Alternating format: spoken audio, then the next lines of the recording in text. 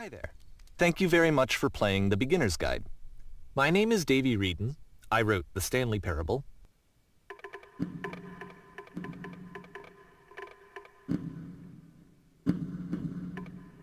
And while that game tells a pretty absurd story, today I'm going to tell you about a series of events that happened between 2008 and 2011.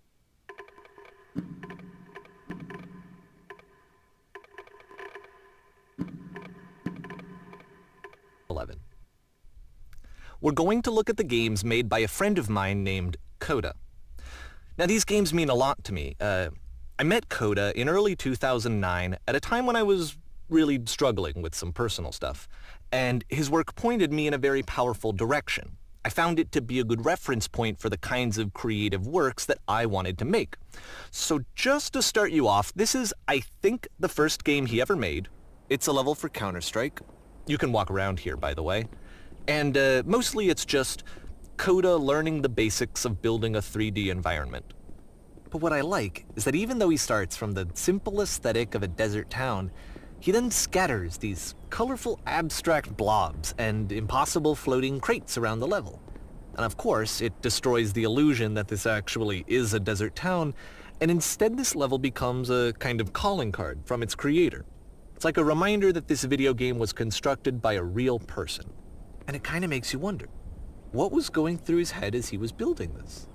This is what I like about all of Coda's games. I mean, not that they're all fascinating as games, but that they are all going to give us access to their creator. I want us to see past the games themselves. I want to get to know who this human being really is. And that's exactly what we're going to do here. So, it's 2008, Coda starts making these games, and he never releases any of them. He doesn't put them onto the internet, he just makes them and then immediately abandons them, and they sit on his computer forever. And I think he really understood this image of himself as a recluse. At one point he jokingly renamed his computer's recycling bin to Important Games Folder. So, you know, this was just how he worked. He tended to crank them out one after the other without even really pausing to try to understand what he had just made, until suddenly one day he just stopped. In 2011, that was it. He made his last game, and then he hasn't made another one since. And that's why I've taken this opportunity to gather all of his work together, is because I find his games powerful and interesting, and I'd like this collection to reach him, to maybe encourage him to start creating again.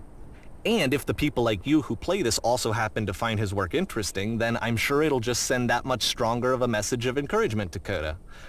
So thanks for joining me on this. If you have a particular interpretation that I haven't mentioned here, or if you just need to get in touch, you can email me at daveywreden@gmail.com.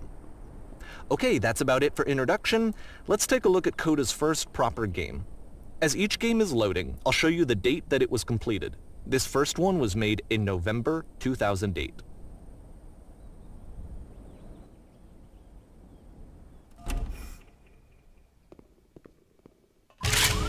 Warning. Whisper machine active. Shift destruction imminent. This game is called Escape from Whisper, and it's one of the more generic games you'll see from Coda.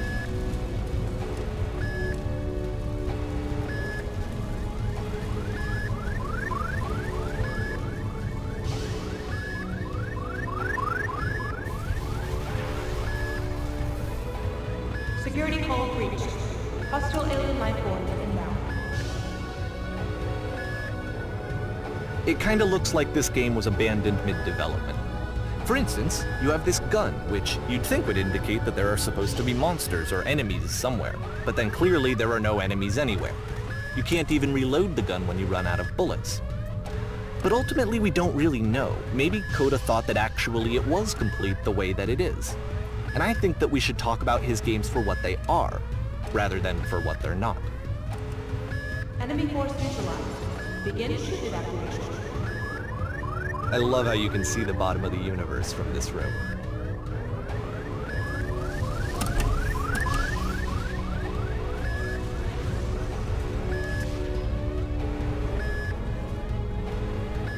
Apparently this space station has a labyrinth on it.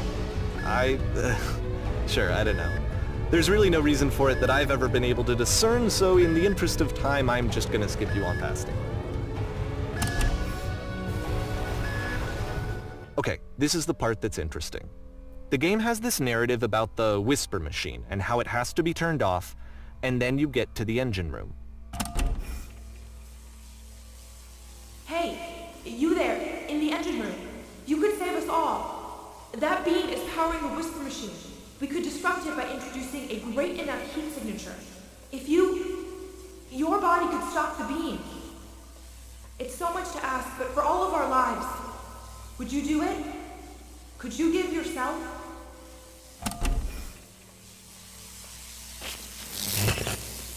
Let me pause here for a second. What you just experienced, stepping into the beam and then dying, is probably what Coda had initially intended when he was developing this level. But when he first compiles and plays it, something goes wrong. There's a bug somewhere. And this is what happens instead.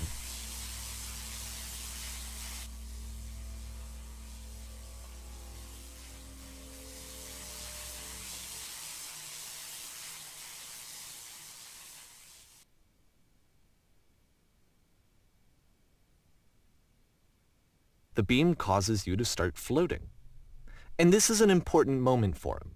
Because yes, this is technically a glitch, but Coda identifies something human about it, like how small it makes you feel in the face of this larger chaotic system. Or this floating could be the afterlife, a peaceful place, juxtaposed against all of the hysteria that you've just had to traverse. I don't even know. I have no idea what he was thinking, but what's clear is that after making this, something lodges itself in his brain. He wants to do more of these really weird and experimental designs. So he stops work on this and moves on to a stream of tiny little games that go in all sorts of directions. Let's go ahead and take a look at the first game he made after leaving this one behind.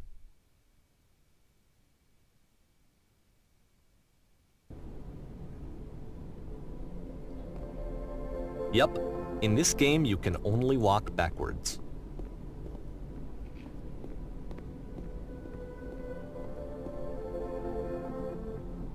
So it's a short and relatively minimalist experiment combining motion and narrative. It is less advanced than the previous game, but actually it seems to be more focused, more complete. Coda's trying to give it a unique voice rather than simply basing it on a pre-existing trope.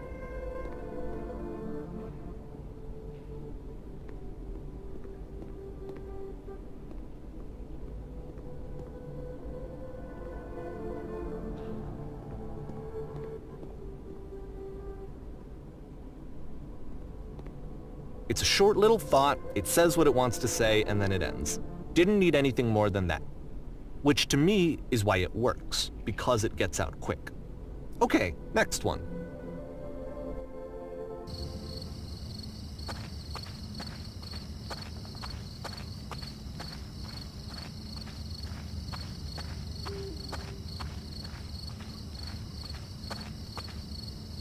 And that's it. Okay, the meaning of this game won't be clear just yet. Please be patient with me for a few more games and I promise you'll see what makes it interesting.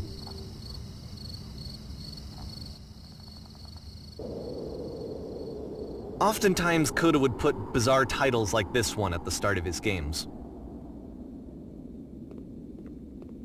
I wish I'd known him at the time that he was making these early games. He would really only talk to me about his work as he was making it. Once he stopped work on a game, that was it. It was dead to him. And I don't agree with that at all, but what are you gonna do?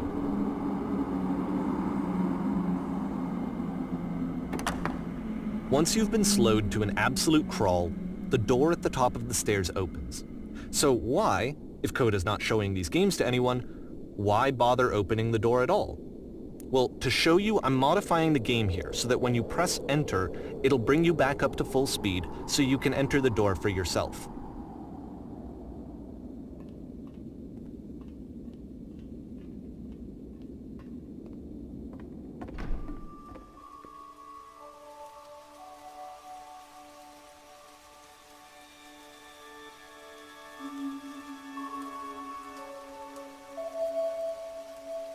A room that's warm and nice and filled with little ideas for games.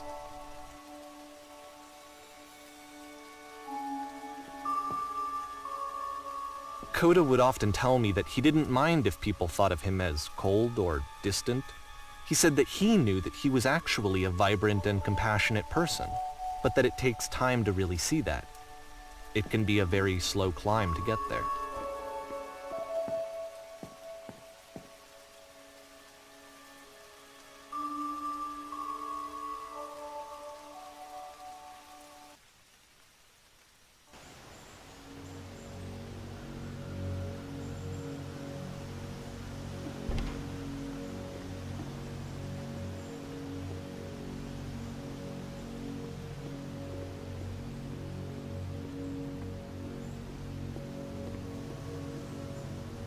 Well, this is new for Coda. It's an actual puzzle. Go ahead and see if you can solve it.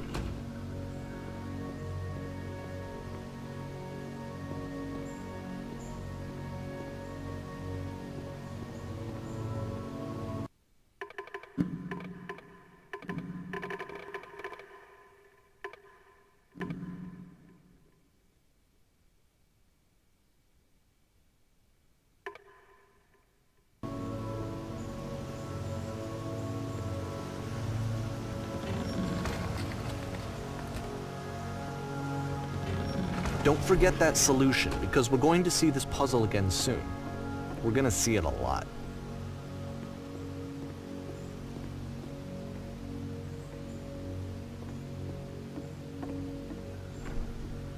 So that seems to be it, right? You walk down a corridor, you solve a puzzle, you get to the end. Simple enough. Alright, now I'm going to modify the game again so that when you press enter, it'll remove all of the walls from this room.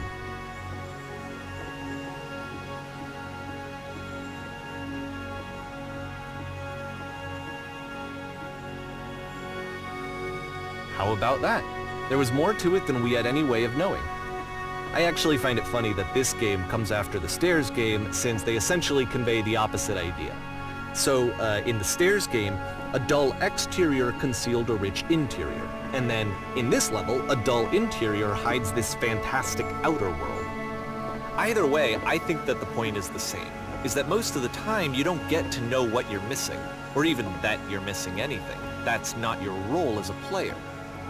So if your role here is not to understand, then what is it?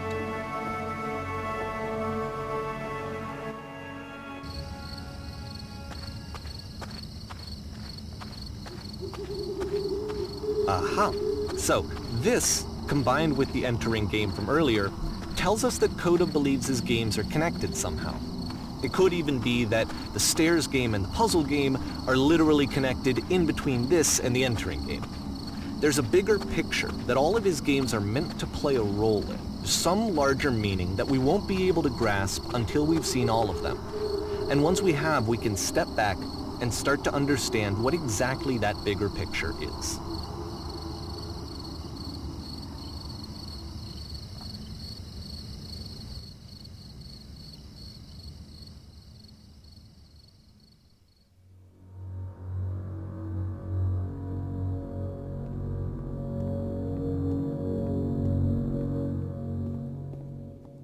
Let's talk about video game development for a second.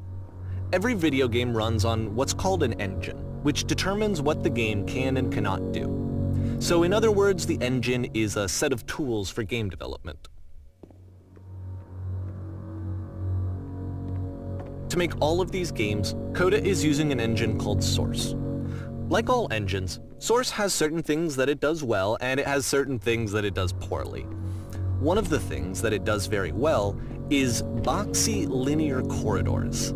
That's why so many of Coda's games are set in these large, flat, empty rooms, is just because he's working with what the engine does well. The tools available to the creator shape what kinds of creative work they're going to end up making. You might consider paying attention to the architecture in Coda's games, to notice how they seem to stem from an engine that's very good at producing linear, boxy corridors.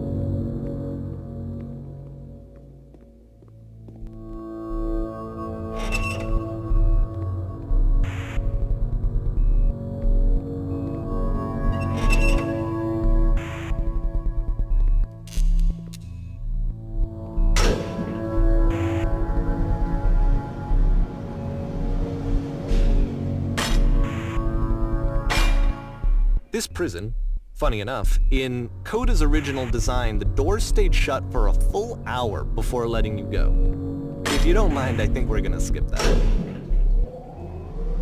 This is something that he and I used to argue about a lot. You know, whether a game ought to actually be playable, whether it means anything if no one can get through it. And I would always defend that, you know, all this work goes into the game, why not make it playable and accessible? And so we just got into heated arguments over it, and there was one time that after one of these conversations, he went home, and a day or two later, he sent me a zip file entitled Playable Games that was full of hundreds of individual games, each of which was just an empty box that you walked around in and nothing else. Believe me, I played every single one of those just to find out if there was like a gag hidden somewhere. There wasn't.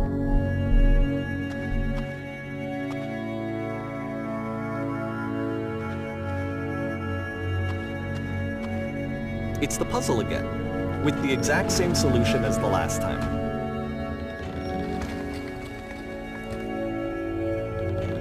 There's still no clear indication of what makes this puzzle so special that Coda is going to return to it over and over. But I promise I'll share with you my interpretation very shortly.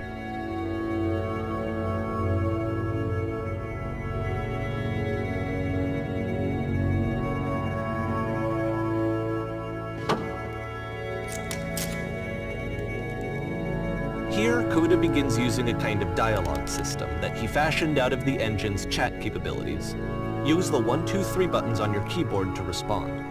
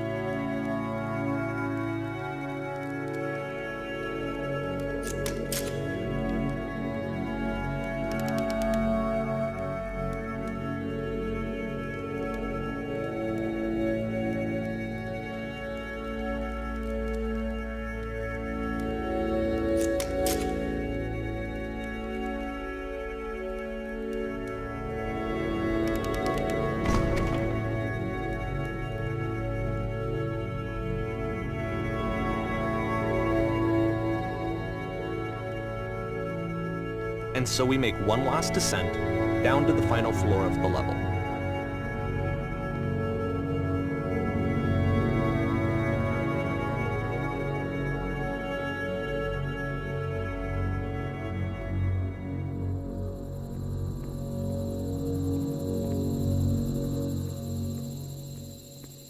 It's a lamppost. Okay, I can't tell you quite why, but for some reason Coda fixates on this lamppost. It's going to appear at the end of every single one of his games from here on out. I'll tell you what I think. I think that up to this point, you know, he's been making really strange and abstract games with no clear purpose, and maybe you can only float around in that headspace for so long. Because now he wants something to hold on to. He wants a reference point. He wants the work to be leading to something. He wants a destination, which is what this lamppost is. It's a destination. We're going to see it in the work as well. His games are just going to become a lot more cohesive, a lot more fully developed, with more of a clear idea behind them. And as we go, that idea will get clearer and clearer and clearer.